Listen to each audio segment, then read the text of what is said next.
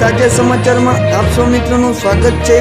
દોસ્તો તાજા અને મહત્વના સમાચારની વાત કરી લઈએ તો પ્રથમ સમાચારને લઈને વાત કરી લઈએ તો હવામાન વિભાગે જણાવ્યું કે પવન કેટલો રહેશે અને કઈ દિશામાં રહેશે।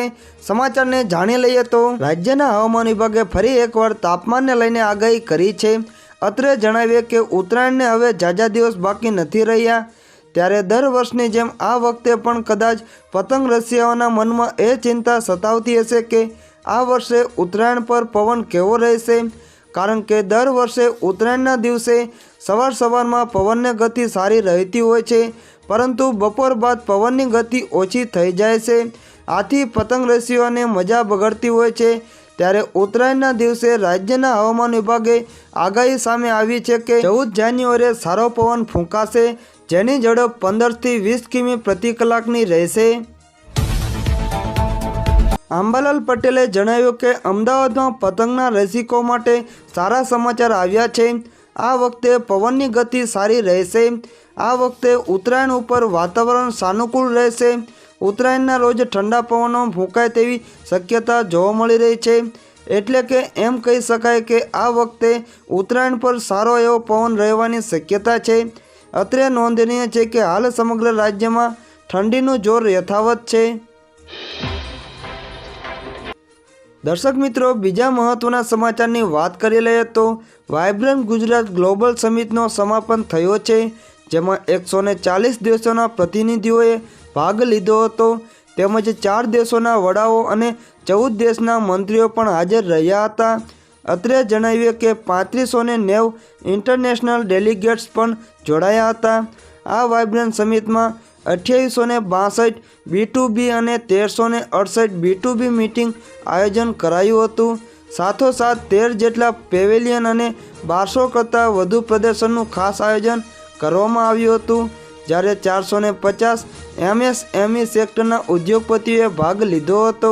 આ સમિટના સમાપન સત્રમાં કેન્દ્રીય ગૃહમંત્રી અમિત શાહ તેમજ રાજ્યના મુખ્યમંત્રી ભૂપેન્દ્ર પટેલ ઉપસ્થિત રહ્યા હતા।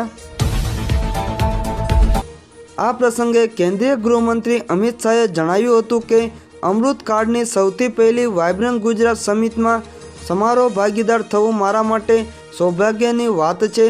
વધુમાં કહ્યું કે આ 20 વર્ષમાં ગુજરાતના માધ્યમથી દેશના વિકાસનો પાયો નખાયો છે। વાઇબ્રન્ટ ગુજરાતના લક્ષ્યને મોદીજીએ દિશા આપી છે। તેમણે ઉમેર્યું કે ત્રીજી વખત મોદીજી પ્રધાનમંત્રી બનશે, જે 5 વર્ષમાં જ આપણે દુનિયાની ત્રીજી અર્થવ્યવસ્થા બની જશે। G20 ફેમિલી વન ફ્યુચરના નારાને સમગ્ર દુનિયાએ સરાહ્યો છે। આજે ભારત વિશ્વમિત્ર બનીને ઉભર્યું છે। વાઇબ્રન્ટ ગુજરાતની ઇનોવેશન આઈડિયાને પ્લેટફોર્મ અપાયું અને તેની જમીન પર ઉતાર્યું છે। તેમણે કહ્યું કે વિકસિત ભારતનો રોડ ગુજરાતથી પસાર થઈ રહ્યો છે। અમિત શાહે વધુમાં કહ્યું કે ગ્રીન ગ્રોથ સ્ટ્રેટેજી માટે મોદીજી આજે સમગ્ર માળખું બનાવ્યું છે। ગ્રીન હાઇડ્રોજન મિશન વિશે અને ખૂબ વિશ્વાસની સાથે કહેવા માગું છું કે ભારતનો સ્પેસ સેક્ટર પણ આવનારા દિવસોમાં ખૂબ જ આગળ વધશે। મુખ્યમંત્રી ભૂપેન્દ્ર પટેલે જણાવ્યું કે 10મી વાઇબ્રન્ટ સમિટમાં 140થી વધુ દેશોના પ્રતિનિધિઓએ ભાગ લીધો છે। વાઇબ્રન્ટ સમિટના માધ્યમથી MSME ઉદ્યોગને પણ નવું બળ મળ્યું છે। 32 જિલ્લામાં પણ આ વર્ષે વાઇબ્રન્ટ ગુજરાત વાઇબ્રન્ટ ડિસ્ટ્રિક્ટ કાર્યક્રમ યોજાયો છે। વાઇબ્રન્ટ સમિટ માટે ગ્લોબલ ટ્રેડ શો યોજવાની પરંપરા વડાપ્રધાને શરૂ કરેલી છે। આ summit Gujarat gateway to the future બન્યું છે। દર્શક મિત્રો, બીજા મહત્વના સમાચારની વાત કરી લઈએ તો દેશના સૌથી લાંબા સી બ્રિજનું પીએમ મોદીના હસ્તે ઉદ્ઘાટન। દરિયા પર 100 સ્પીડે દોડશે ગાડીઓ, મુંબઈનો ટ્રાફિક બારોબાર। સમાચારને જાણી લઈએ તો પ્રધાનમંત્રી નરેન્દ્ર મોદી આજે મુંબઈમાં અટલ બિહારી વાજપેયી સેવારી ન્હાવા સેવા અટલ સેતુનું ઉદ્ઘાટન કર્યું છે। આ કાર્યક્રમમાં મહારાષ્ટ્રના સીએમ એકનાથ શિંદે પણ હાજર રહ્યા હતા। મુંબઈમાં ટ્રાન્સ હાર્બર લિંકનું નામ હવે અટલ બિહારી વાજપેયી સેવારી ન્હાવા સેવા અટલ સેતુ રાખવામાં આવ્યું છે। પીએમ મોદીએ ડિસેમ્બર 2016માં આ પુલનું શિલાન્યાસ કર્યું હતું। અટલ સેતુના નિર્માણમાં 17,840 કરોડ રૂપિયાથી વધારેનો ખર્ચ કરવામાં આવ્યો છે। આ પુલ આશરે 21.8 કિલોમીટર લાંબો છે અને 6 લેનવાળો છે, જેનાથી હવે મુંબઈથી નવી મુંબઈ પહોંચવા માટે માત્ર 20 મિનિટ જેટલો સમય લાગશે। મુંબઈ પોલીસ અનુસાર અટલ સેતુ પર કારની મહત્તમ ઝડપ 100 કિલોમીટર પ્રતિ કલાક રાખવામાં આવી છે। સાથે જ બ્રિજ પર ચડવા અને ઉતરવા સમયે 40 કિલોમીટર પ્રતિ કલાકની ઝડપ રાખવા માટે જણાવ્યું છે। એટલું જ નહીં, આ બ્રિજ પર બાઇક, રિક્ષા અને ભારે વાહનો પર પ્રતિબંધ લગાવવામાં આવ્યો છે।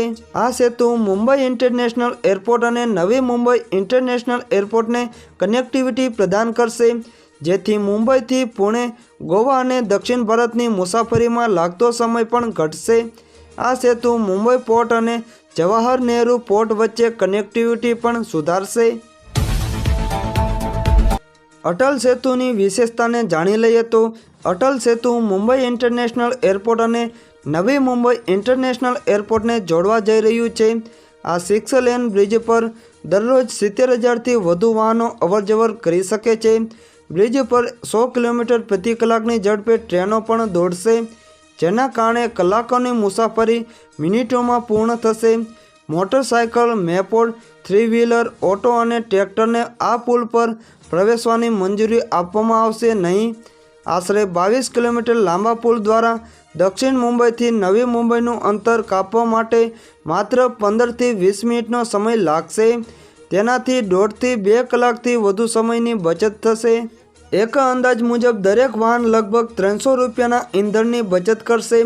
આ પુલ બનાવતી વખતે પર્યાવરણનું ખાસ ધ્યાન રાખવામાં આવ્યું છે। 6 લેન ઉપરાંત બંને તરફ એક એક્ઝિટ લાઇનની પણ વ્યવસ્થા કરવામાં આવી છે, તેમજ આ બ્રિજ આર્ટિફિશિયલ ઇન્ટેલિજન્સવાળા 190 સીસીટીવી કેમેરાથી સજ્જ છે। મહત્વના સમાચારની વાત કરી લઈએ તો સમુદ્ર અંદરથી થઈ શકશે શ્રી કૃષ્ણનગરી દ્વારકાના દર્શન, અને તે પણ સબમરીનમાં બેસીને।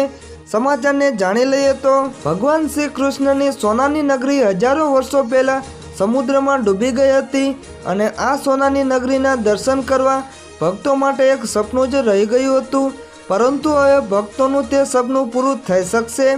સમુદ્રમાં ડૂબી ગયેલી દ્વારકા નગરીના દર્શન થઈ શકશે, કારણ કે ગુજરાત સરકાર મૂળ દ્વારકાના દર્શન માટે હવે અરબી સમુદ્રમાં યાત્રી સબમરીન ચલાવવાની તૈયારીમાં છે।